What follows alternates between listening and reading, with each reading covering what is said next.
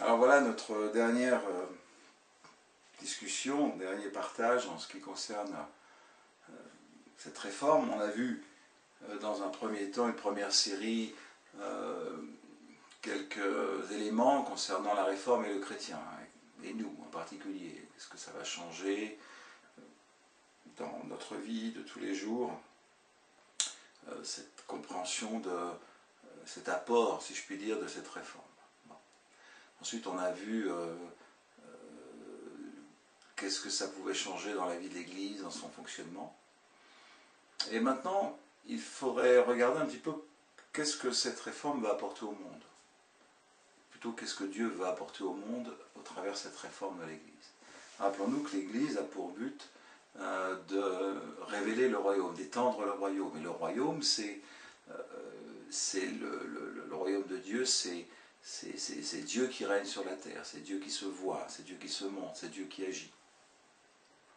Donc, l'objectif de Dieu, c'est que le peuple de Dieu bénisse les nations. La bénédiction d'Abraham, que Dieu relie très directement à l'Église, cette alliance, c'était tu seras une source de bénédiction pour tous les peuples. Et Dieu désire nous rappeler, ça il le fait d'ailleurs très clairement, nous ramener à cette évidence, l'Église en tant que peuple de Dieu a la mission de bénir les nations. Alors évidemment, cette idée que le ministère du Christ n'est plus seulement réservé à un ou deux ou trois ou certaines personnes élues, entre guillemets, mais est réservé, si je puis dire réservé, répandu sur l'ensemble du peuple de Dieu sans distinction. La seule différence, c'est le don de Christ, la mesure du don de Christ. On a bien expliqué, il y a effectivement des mesures différentes, mais au fond, c'est le bon moyen que Dieu a trouvé de répandre sa bénédiction dans le monde. La bénédiction de Dieu, c'est le Christ. Et lorsqu'il vient, le royaume s'installe. Donc le Christ, le corps du Christ, c'est bien l'Église, et au travers lui, le royaume s'installe. Alors, quand nous comprenons que nous sommes envoyés de par le monde pour manifester le royaume de Dieu et laisser le Christ exercer son ministère au travers de nous, alors nous pouvons être des paroles du Christ pour ce monde. Qui a besoin d'être consolé? C'est bien le monde. Qui a besoin d'une parole pastorale? C'est le monde. Vous me direz l'Église aussi. Oui, l'Église aussi. Mais est-ce que le but, c'est que dans l'Église, nous exercions le ministère du Christ, mais pas dehors? Bien sûr que non. Notez que nous, on a pensé que seuls les évangélistes allaient dehors. Et puis après avoir été dehors, c'était pour ramener les gens à l'intérieur de l'Église. Parce que nous avions une conception étriquée de l'Église. Maintenant, si on comprend qu'on n'emmène pas les gens dans l'Église, mais on vit en Église là où nous sommes, quand vous êtes dans la rue et que vous êtes deux ou trois, vous priez, l'Église est là. Et l'Église va partout. Et dans son fonctionnement, elle manifeste le royaume. Aussi, quand le Christ nous envoie comme pasteurs auprès du monde, c'est-à-dire auprès des gens qui ne connaissent pas, eh bien c'est pour bénir le monde, pour leur faire du bien. Qui a besoin d'une parole apostolique, d'organisation, de structure, avec une vision d'avenir, etc. C'est le monde. Qui a besoin d'une parole prophétique? C'est une parole qui vient de Dieu, qui donne une direction, qui fortifie, qui console, qui révèle les choses. C'est le monde. Vous me direz, l'Église en a besoin aussi. Oui, bien sûr, l'Église en a besoin. Mais pas seulement l'Église. Et on se demandait, mais alors, si les anciens dirigent l'Église locale, qu'est-ce que font les ministères?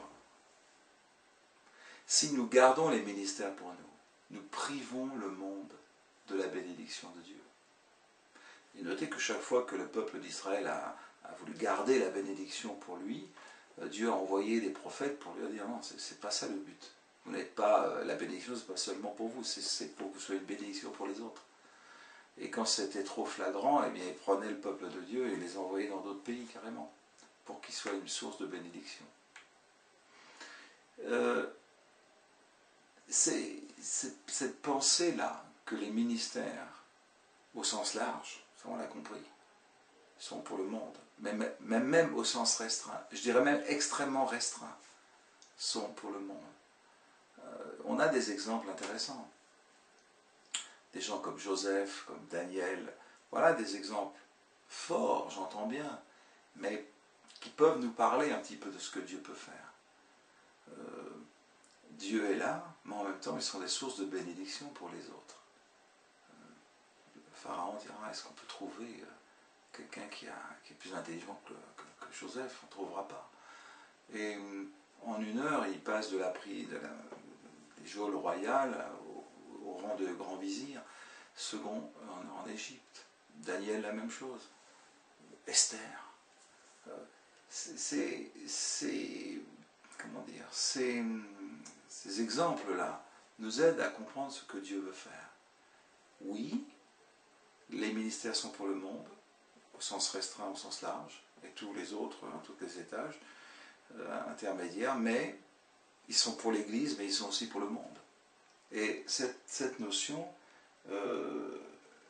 est relativement novatrice quand même. Alors qu'est-ce que ça veut dire bénir les gens? C'est pas très compliqué. Il faut bénir les gens qui sont devant vous.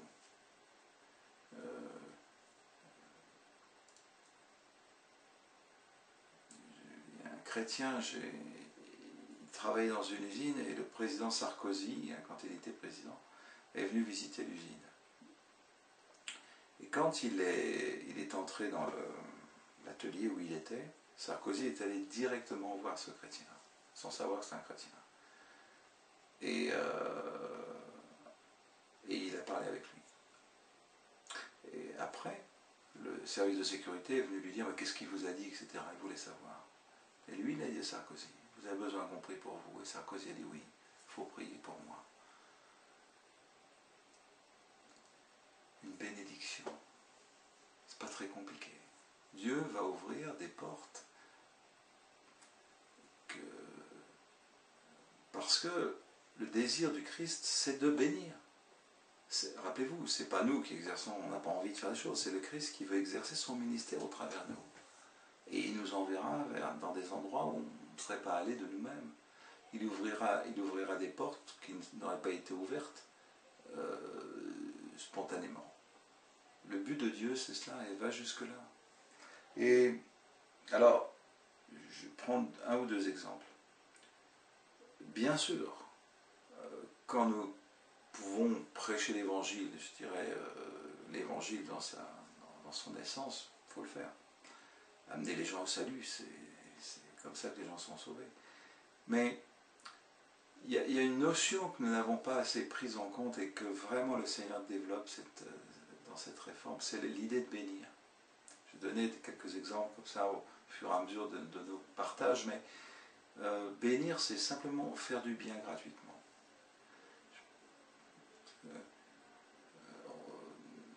Nous avions le projet malheureusement on n'a pas pu le mettre à jour, mais nous avions le projet dans notre église de faire un restaurant où les gens, des pauvres pourraient venir, les jeunes de l'église iraient garder leurs enfants, et on ferait une fois, quand on pouvait, on avait prévu une fois par mois, mais bon, notre projet c'était d'inviter les pauvres, ceux qui ne pouvaient jamais sortir au restaurant, et leur faire un vrai repas, pour bénir les gens.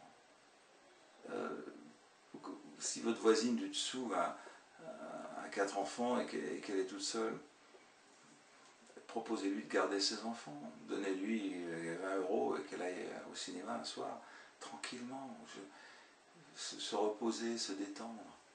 Vous me direz, on ne prêche pas l'évangile. C'est quoi l'évangile? N'est-ce pas bénir les gens, faire du bien aux gens? On a des... Je me souviens de cet homme qui avait sa tondeuse qui ne marchait pas, il était obligé d'aller voir son voisin, pour être un chrétien. Il était obligé d'aller voir son voisin pour lui emprunter la tondeuse. Et Dieu lui dit, bah voilà, j'ai fait en sorte que ta tondeuse tombe en panne pour t'obliger à aller voir ton voisin parce que tu ne vas jamais le voir. Et c'est une façon de parler avec lui. Chercher à te bénir. Là, on a l'objectif de vendre notre Jésus. Mais quand on prie pour les gens, gratuitement, juste pour prier, juste pour les bénir, On a prié pour une femme, une musulmane, et problème très difficile, elle était stérile, et si elle prenait un médicament parce que pour être enceinte, sa santé était en danger, mais si elle ne le prenait pas, elle ne pouvait pas avoir d'enfant, et pour son mari c'était très difficile, bon bref. Et je passe quelques difficultés annexes. Alors on lui a dit, écoutez, on va prier pour vous, et le Christ Jésus va vous bénir, et quand vous serez enceinte, souvenez-vous simplement que c'est Jésus qui l'a fait. Alors elle nous a dit, mais je ne peux pas devenir chrétienne, moi je suis musulmane, c'est pas possible, ça on lui a dit. On ne vous demande pas d'être chrétienne, simplement on prie pour que Jésus, et souvenez-vous que c'est Jésus qui le fait, parce qu'il vous aime. Eh bien, elle a été enceinte, elle a accouché, et c'est un vrai miracle, gratuitement. Dieu est assez grand pour faire ce qu'il veut. Mais porter un pack d'eau pour une femme qui est fatiguée, aller aider une femme seule, aller aider un homme qui a besoin pour réparer sa voiture, je ne sais pas. Dieu va ouvrir des opportunités. Et rappelez-vous que chaque fois que vous ouvrez la bouche pour parler avec les gens, le Christ va vous utiliser. Utilisez votre bouche pour exercer son ministère. Et j'ai cette conviction que dans cette réforme, Dieu va nous surprendre par des formes de bénédiction qui porteront leurs fruits. Aujourd'hui, nous voulons bénir simplement les gens qui sont devant nous. Il y a une personne, on bénit, on donne toute notre énergie, tout notre temps, tout ce que nous pouvons, nous le donnons. S'il y en a 10, nous faisons pareil. Et qu'il y en ait 10, qu'il y en ait 1000, qu'il y en ait une, c'est pas ce qui compte. Ce qui compte, c'est que nous soyons toujours prompts à comprendre que dès que nous allons ouvrir la bouche pour dire quelque chose, presque malgré nous, évidemment le mot est mal choisi parce que je dirais presque malgré ou avec nous, le Christ va bénir, exercer son ministère. C'est ça le but. Et on pourrait trouver d'autres aspects de cette réforme pour le monde, mais je crois que montrer au monde que Jésus est bon et qu'il veut bénir les gens et faire du bien gratuitement, c'est l'évangile, c'est comment dire, c'est le royaume qui se répand. Aujourd'hui, j'en arrive à penser que chaque acte de bonté